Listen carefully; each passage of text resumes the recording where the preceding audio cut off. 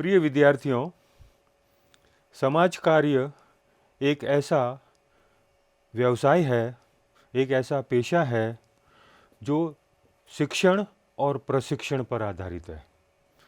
समाज कार्यकर्ता समाज में कभी समूह के साथ, कभी समुदाय के साथ और कभी व्यक्ति के साथ मिलकर काम करता है, क्योंकि समाज, समूह या समुदाय के अंतर्गत जो समस्याएं हैं, चाहे वो सामाजिक समस्या हो, चाहे वो आर्थिक समस्या हो, चाहे वो सांस्कृतिक समस्या हो या स्वास्थ्य संबंधी समस्या हो, उन समस्याओं के निदान के लिए सतत प्रयत्नशील रहता है सामाजिक कार्यकर्ता। यही उसे सिखाया जाता है शिक्षण के दौरान कि किस तरह से समाज में व्याप्त समस्याओं का, समाज में व्याप्त उन कठिनाइयों का या उन समस्याग्रस्त व्यक्तियों को आराम पहुंचाने के लिए, उन समस्याओं के निदान करने के लिए उन्हें किस प्रकार से अपने ज्ञान का उपयोग लेना है। तो जब सामाजिक कार्यकर्ता समुदाय में जाकर काम करता है तो समुदाय और सामाजिक कार्य दोनों एक दूसरे से जुड़े हुए दो महत्वपूर्ण शब्द हैं, और आज हम उसी विषय पर बात करेंगे कि समाज कार्य के साथ समुदाय का क्या संबंध है या समुदाय किसे कहते हैं। तो इस विषय के अंतर्गत हम समुदाय का अर्थ और उसकी परिभाषाएं, समुदाय के आवश्यक तत्व, समुदाय की विशेषताएं और समुदायों के उदाहरण। कई बार हमको ये भ्रांति होती है कि ये समुदाय है या नहीं है, तो कौन कौन से उदाहरण हैं जिसको हम समुदाय कह सकते हैं या समुदाय नहीं कह सकते हैं। तो जब हम समुदाय शब्द की बात करते हैं तो हमारे मस्तिष्क में कई बार समुदाय को लेकर एक गलत सोच जो घर कर चुकी है कि हम समुदाय शब्द को कभी जाति के साथ जोड़ देते हैं तो कभी उसे धर्म के साथ जोड़ देते हैं। जैसे हम कहते हैं ये हिंदू समाज है, ये मुस्लिम समाज है, ये सिख समाज है, ये ईसाई समाज है। तो कई बार हम इसको धर्म के साथ जोड़कर देखते हैं, तो कई बार इसे जाति के साथ जोड़कर देखते हैं, और कई बार हम इसको भाषा के साथ जोड़कर भी देखते हैं। ये हिंदी भाषी समुदाय है, ये बंगाली भाषी समुदाय है। इस तरह से हम भाषा के साथ, प्रजाति के साथ, जाति के साथ, धर्म के साथ जोड़कर देखते हैं, जो कि समाज कार्य और समाजशास्त्र में सही अवधारणा नहीं है। हम इसी की चर्चा करेंगे कि समाज कार्य में समुदाय एक महत्वपूर्ण अवधारणा है जिसका अध्ययन इस शास्त्र की मुख्य विषय वस्तु है। बोलचाल की भाषा में समुदाय को अलग अलग अर्थों में प्रयुक्त किया गया है। जैसे कई बार समुदाय को जाति, धर्म, संप्रदाय से जोड़कर इसकी व्याख्या की जाती है, जैसे ब्राह्मण समुदाय, मुस्लिम समुदाय इत्यादि। बोलचाल की भाषा से पृथक समाज कार्य में समुदाय शब्द को अलग अर्थ में लिया गया है। यहाँ गांव, कस्बा, नगर, महानगर और देश को समुदाय माना गया है। जब किसी समूह के साथ एक निश्चित भौगोलिक क्षेत्र जुड़ जाता है तभी वह समुदाय कहा जाता है। जैसे जोधपुर, अहमदाबाद, अजमेर, गोरखपुर इत्यादि वे नगर या महानगर हैं जिनकी अपनी निश्चित भौगोलिक सीमा है और इसी सीमा में लोगों का निश्चित व स्थायी निवास होता है। ये एक साथ मिलकर अपना संपूर्ण जीवन व्यतीत करते हैं और समस्त जीवन की आवश्यकताओं की पूर्ति किया करते हैं। तो जब कभी हम समुदाय शब्द की बात करेंगे तो न तो इसे जाति से जोड़कर देखेंगे, न धर्म या संप्रदाय से जोड़कर देखेंगे, इसे हम जोड़कर देखेंगे निश्चित भौगोलिक क्षेत्र से। इसलिए समुदाय एक ऐसा क्षेत्र है जिसमें रहने वाले लोग हैं, यानी उसकी जनसंख्या है, आबादी है, और उस आबादी के साथ साथ उसका एक निश्चित भौगोलिक क्षेत्र है, यानी उसकी सीमा है, यहाँ से प्रारंभ होगी, यहाँ उसका अंत होगा। उस भौगोलिक सीमा में रहने वाले लोग हैं और लोगों के बीच हम की भावना है, जिसे हम कहते हैं वी फीलिंग। इसी वी फीलिंग को कम्युनिटी फीलिंग भी कहा है, सामुदायिक भावना भी कहा है। तो जब कभी निश्चित भौगोलिक क्षेत्र में रहने वाले लोग और उन लोगों के बीच सामुदायिक भावना अगर हमें परिलक्षित होती है तो हम उस क्षेत्र को एक समुदाय कहेंगे। यह समुदाय ग्रामीण हो सकता है, जैसे हम कहेंगे ग्रामीण समुदाय, उसका छोटा आकार है। कई बार हम कहते हैं नगरीय समुदाय, उसका बड़ा आकार है, और कई बार हम कहते हैं महानगरीय समुदाय, उसका और बड़ा आकार है। तो आकार की दृष्टि से ग्रामीण समुदाय, ग्रामीण और नगरी के बीच कस्बाई समुदाय, उसके बाद महानगरीय समुदाय। इस तरह से अलग अलग विभाजन किया जा सकता है समुदाय का। इसलिए भौगोलिक क्षेत्र के साथ ही समुदाय की व्याख्या की जानी चाहिए, न कि जाति, धर्म या भाषा के साथ। तो जब हम बात करते हैं समुदाय की, तो हमको इसका अर्थ और परिभाषा भी समझ लेनी चाहिए। समुदाय को जब हम बात करते हैं तो न तो ये जाति, धर्म और संप्रदाय से इसकी व्याख्या की जाए। इसकी व्याख्या निश्चित भौगोलिक क्षेत्र, उसमें रहने वाले लोग और उनके बीच सामुदायिक भावना से ही इसको स्पष्ट किया जाना चाहिए। इसी अर्थ में समुदाय शब्द की जब बात करते हैं तो समुदाय शब्द अंग्रेजी के कम्युनिटी शब्द का हिंदी अनुवाद है। यह शब्द दो लैटिन भाषा के शब्द कॉम तथा न्यूटी से बना है। कॉम का अर्थ टुगेदर और म्यूनिट का अर्थ सर्वाइंग, अर्थात एक साथ सेवा करने से लगाया गया है। दूसरे शब्दों में समुदाय का अर्थ व्यक्तियों के ऐसे समूह से है जो एक निश्चित भूभाग पर निवास करते हैं तथा अपने सभी लक्ष्यों की पूर्ति के लिए साथ साथ मिलकर कार्य करते हैं। यानी किसी एक निश्चित भौगोलिक क्षेत्र में रहने वाले लोग एक दूसरे के साथ मिलकर अपने अपने हितों की पूर्ति करते हैं, तो उस क्षेत्र में रहने वाले लोगों के बीच एक प्रकार की भावना उत्पन्न होती है और उस भावना को हम की भावना या वी फीलिंग या कम्युनिटी फीलिंग कहते हैं, वो उत्पन्न होती है, जिससे कि वो सब उस क्षेत्र में अपने अपने लक्ष्यों की पूर्ति के लिए एक दूसरे के साथ मिलकर काम करते हैं। इसलिए निश्चित भौगोलिक क्षेत्र में सर्वाइंग टुगेदर, एक साथ सेवा करने से उस क्षेत्र के प्रति चूंकि भावना है, इसलिए उसी क्षेत्र के लिए काम करेंगे, तो ऐसे क्षेत्र को ही हम समुदाय कहते हैं। किंग्सले डेविस ने एक बहुत अच्छी पुस्तक लिखी, ह्यूमन सोसाइटी, जिसका हिंदी अनुवाद भी हुआ मानव समाज के रूप में। किंग्सले डेविस ने समुदाय को स्पष्ट करते हुए कहा कि समुदाय सबसे छोटा वह क्षेत्रीय समूह है जिसके अंदर सामाजिक जीवन के सभी पहलू आ सकते हैं।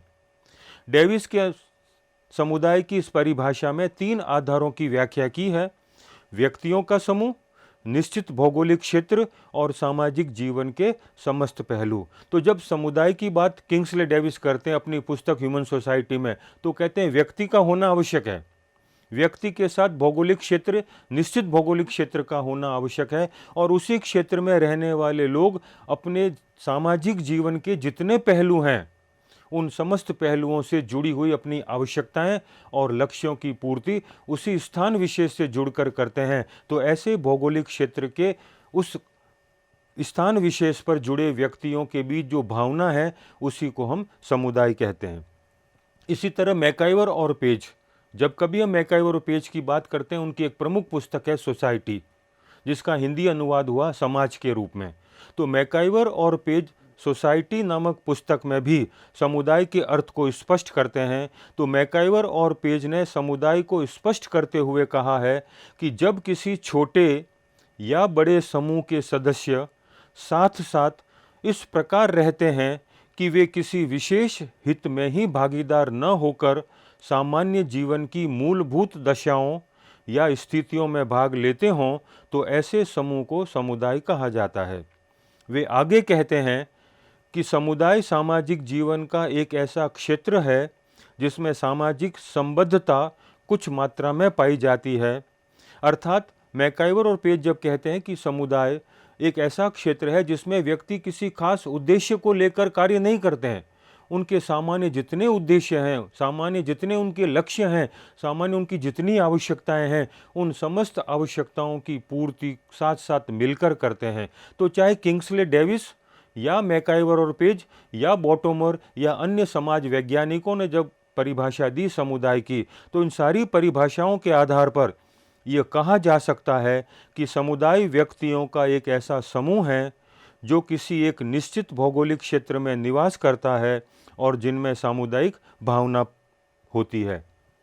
इन्हीं परिभाषाओं के आधार पर, चाहे वो मैकाइवर की परिभाषा हो, चाहे वो किंग्सले डेविस की परिभाषा हो, उन परिभाषाओं के आधार पर हम समुदाय के कुछ इसेंशियल एलिमेंट्स, आवश्यक तत्व की भी व्याख्या कर सकते हैं। उसमें मैकाइवर और पेज ने समुदाय के 2 प्रमुख आधारों की चर्चा की है। वे हैं स्थानीय क्षेत्र और सामुदायिक भावना। स्थानीय क्षेत्र मतलब निश्चित भौगोलिक क्षेत्र जिसमें रहने वाले लोग हैं। जैसे गांव की अपनी सीमा है, उस सीमा में रहने वाले लोग, नगर की अपनी सीमा है, उस सीमा में रहने वाले लोग, और उस क्षेत्र विशेष में रहने वाले लोगों के बीच सामुदायिक भावना पाई जाए तो वह समुदाय कहलाता है। तो उपयुक्त परिभाषाओं की व्याख्या के आधार पर ही समुदाय के 3 प्रमुख तत्वों को स्पष्ट किया जा सकता है। वे हैं व्यक्तियों का समूह, निश्चित भौगोलिक क्षेत्र और सामुदायिक भावना।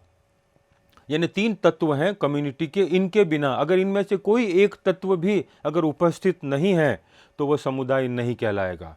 अगर वहाँ पर निश्चित भौगोलिक क्षेत्र है लेकिन जनसंख्या नहीं है तो समुदाय नहीं है।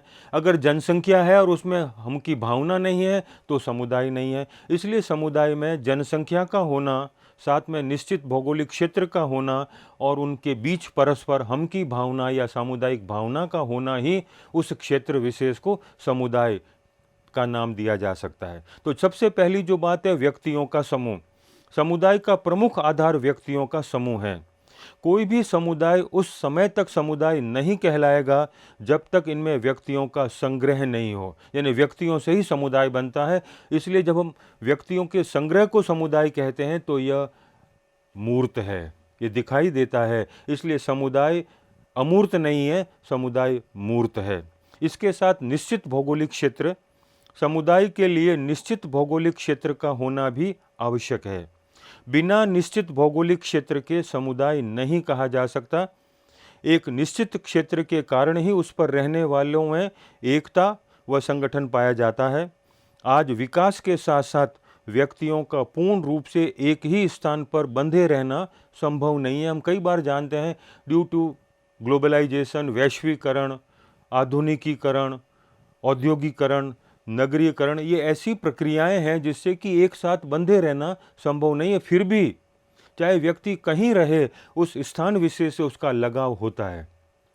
कई बार हम किसी बाहर देश में जाते हैं और वहाँ पर हमारे शहर का, हमारे देश का, हमारे गांव का व्यक्ति मिल जाए तो हम उसके साथ इतना मधुर संबंध रखते हैं जैसे कि हम उनको बहुत पहले से जानते हैं। यह जो भावना में वहाँ दिखाई देती है वह भावना सामुदायिक भावना है, और यही भावना किसी क्षेत्र विशेष पर रहने वाले लोगों को जोड़ती है, जिसे हम समुदाय कहते हैं।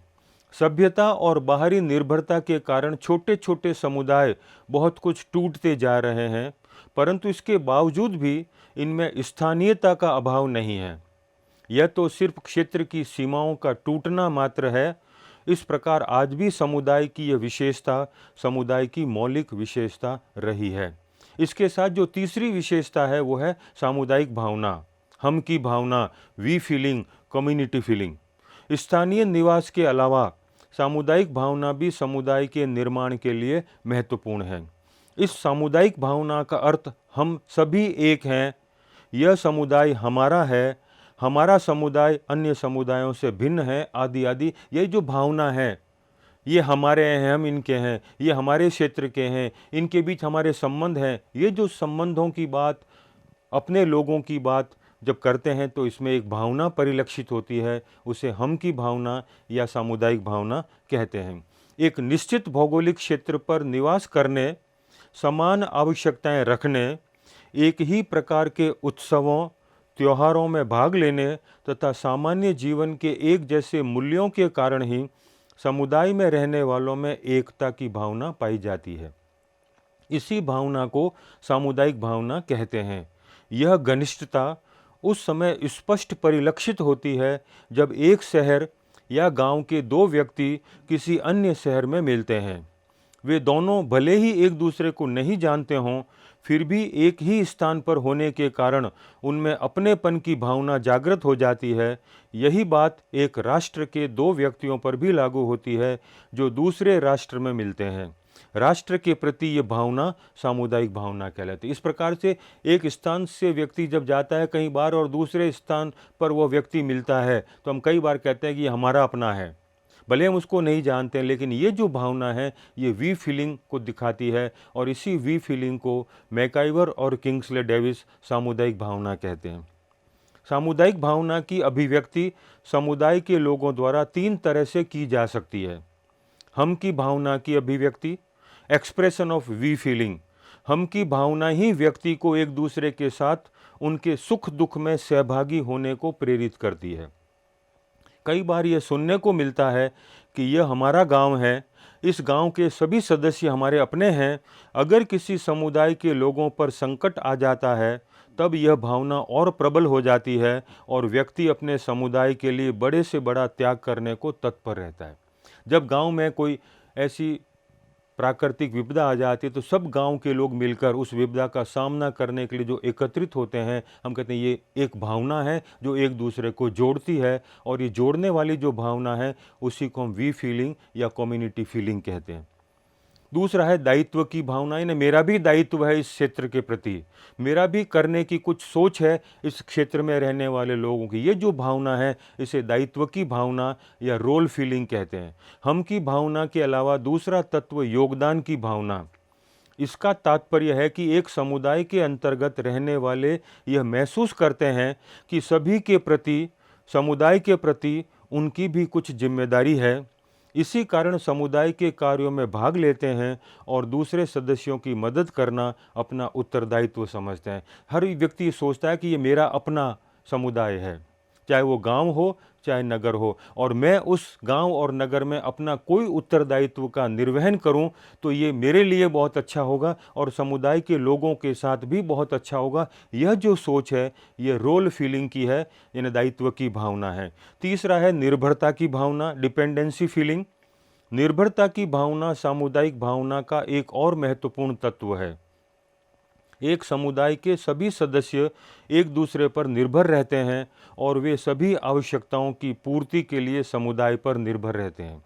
यह निर्भरता की भावना अंततोगत्वा सामुदायिक भावना को बढ़ाती है, यानी जो व्यक्ति जिस समुदाय में रहता है, समुदाय उस पर निर्भर है और वह समुदाय पर निर्भर, दोनों एक दूसरे वाइस वर्सा है।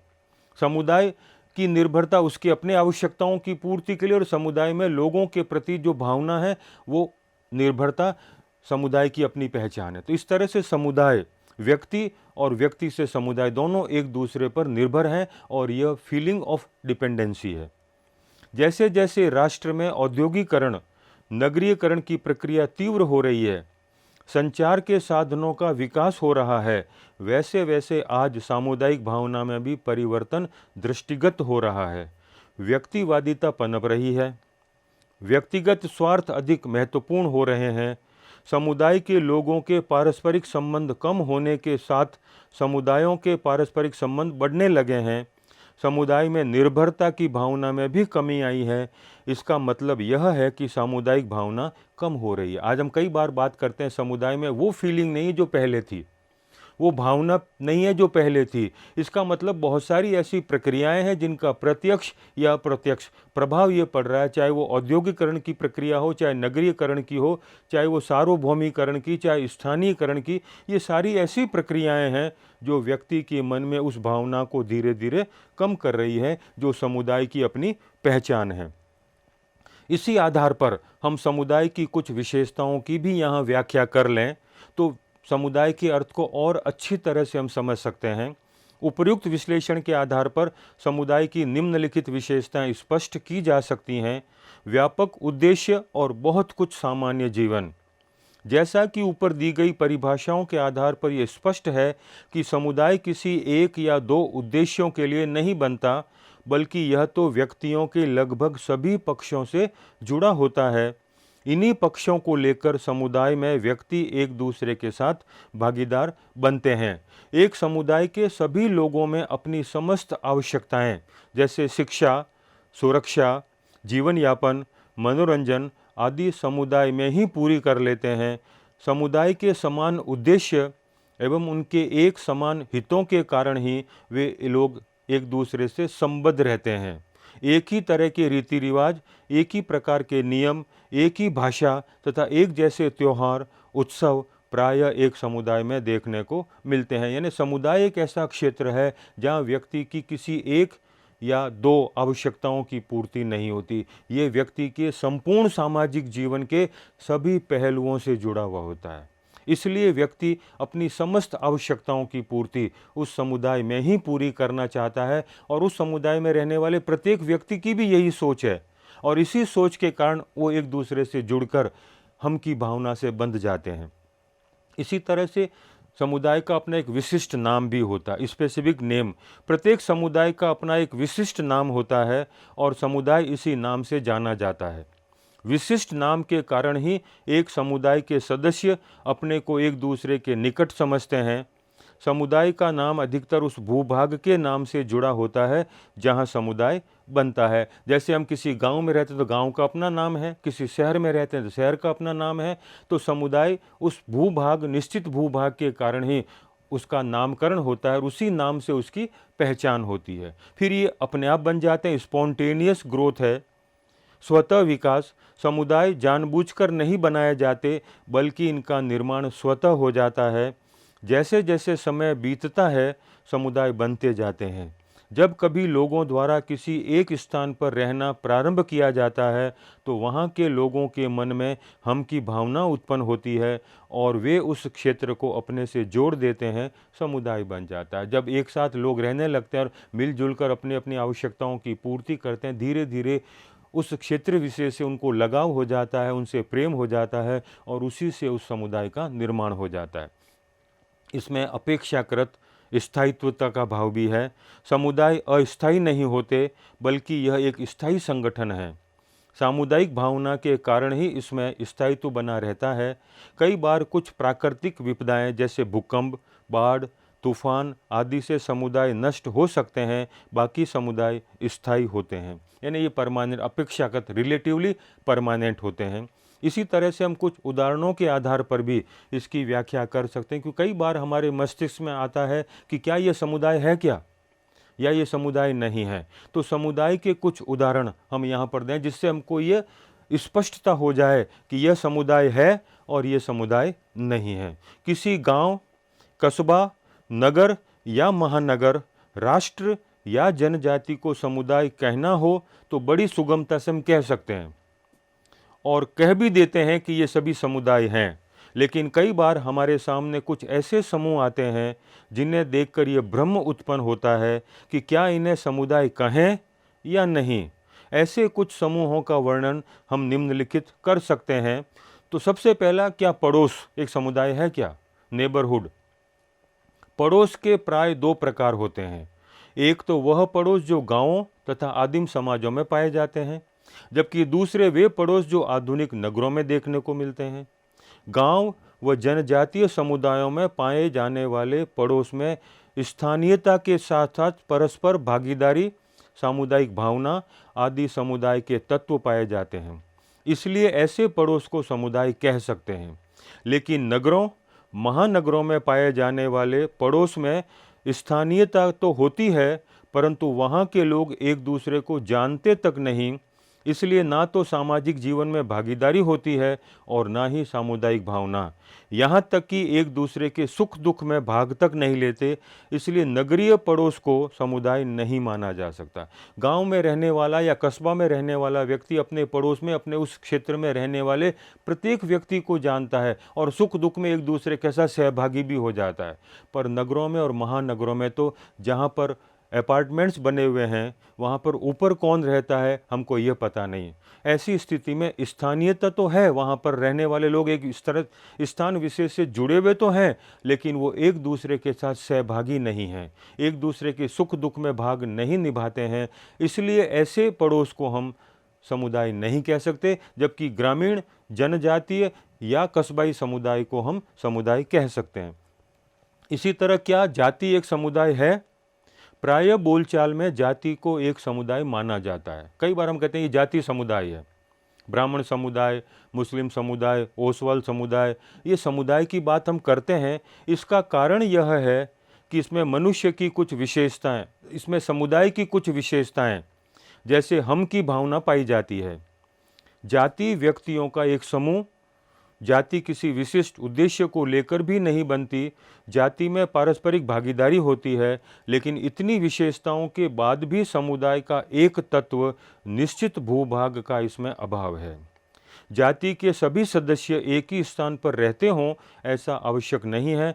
मैकाइवर भी जाति को समुदाय नहीं कहते हैं। हालांकि जाति में हम की भावना है, जाति में जनसंख्या है, लेकिन एक जाति किसी एक स्थान विशेष पर ही रहे, ऐसा आवश्यक नहीं है। जातियाँ बिखरी हुई हैं, इसलिए हम ये नहीं कह सकते कि जाति में दो विशेषताएं हैं, व्यक्ति भी हैं, हम की भावना भी है, लेकिन निश्चित भूभाग नहीं है, इसलिए जाति को हम समुदाय नहीं कह सकते।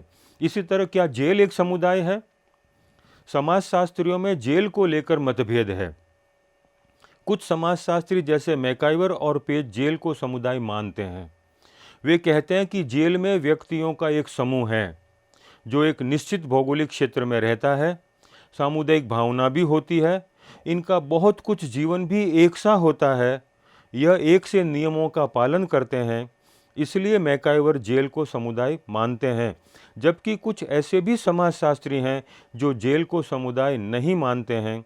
वे कहते हैं जेल का कार्य क्षेत्र बहुत सीमित होता है, इसका निर्माण स्वतः नहीं होता बल्कि योजनाबद्ध तरीके से बनाया जाता है।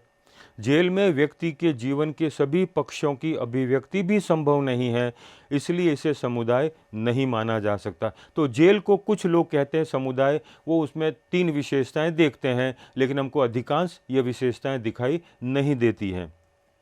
इसी तरह जब हम समुदाय के विभिन्न उदाहरणों की बात करते हैं तो गांव समुदाय है, नगर समुदाय है, जनजातीय समुदाय है, पड़ोस को एक सीमा में समुदाय कहते हैं, लेकिन बाकी के सारे ऐसे संग्रह हैं व्यक्तियों के जो स्थान विशेष से जुड़े हुए हों, परंतु उनमें सामुदायिक भावना नहीं होती है। और कई बार सामुदायिक भावना होती है लेकिन निश्चित भूभाग नहीं होता है। इसलिए ये तीनों तत्वों का होना आवश्यक है, जहाँ व्यक्तियों का संग्रह हो, जहाँ पर निश्चित भूभाग हो और उन भूभाग में रहने वाले लोगों के बीच हम की भावना या सामुदायिक भावना हो, तो उस क्षेत्र को हम समुदाय कह सकते हैं। तो इन सारी बातों को सारांश के तौर पर अगर हम कहना चाहें तो हम कह सकते हैं कि समुदाय जो कि समाज कार्य और समाजशास्त्र दोनों की महत्वपूर्ण अवधारणा है, क्योंकि समाज कार्य को समुदाय में रहकर कार्य करना होता है, इसलिए समुदाय उसके लिए एक अत्यंत महत्वपूर्ण अवधारणा है।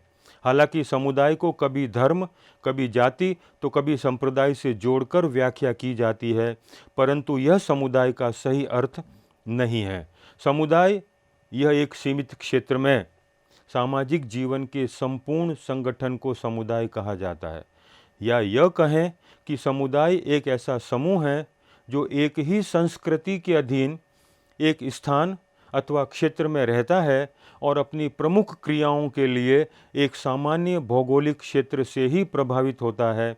इस आधार पर समुदाय को एक व्यक्तियों का समूह जो एक निश्चित भौगोलिक क्षेत्र में निवास करते हों तथा उस क्षेत्र में रहने वाले लोगों के बीच हम की भावना, जिसे हम सामुदायिक भावना कहते हैं, पाई जाती है, तो यह समुदाय कहलाता है।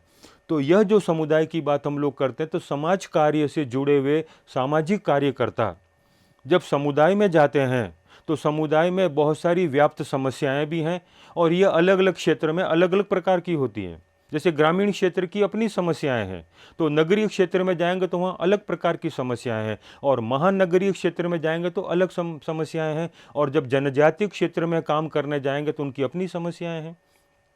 उसका मूल पेशा ही यही है कि समाज में व्याप्त समस्याओं का निराकरण करना।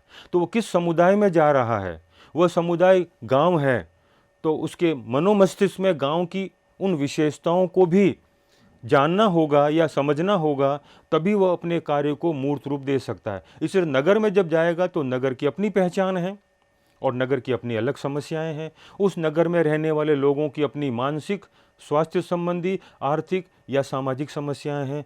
उनको भी समझने का आधार तब मिलेगा जब उस समुदाय का अर्थ समझ लें। इसलिए समाज कार्य में समुदाय एक महत्वपूर्ण अवधारणा है, और जो भ्रांति है हमारे दिमाग में उसको निकालें। न तो धर्म, न जाति, न संप्रदाय, न भाषा से यह समुदाय पहचाना जाता है।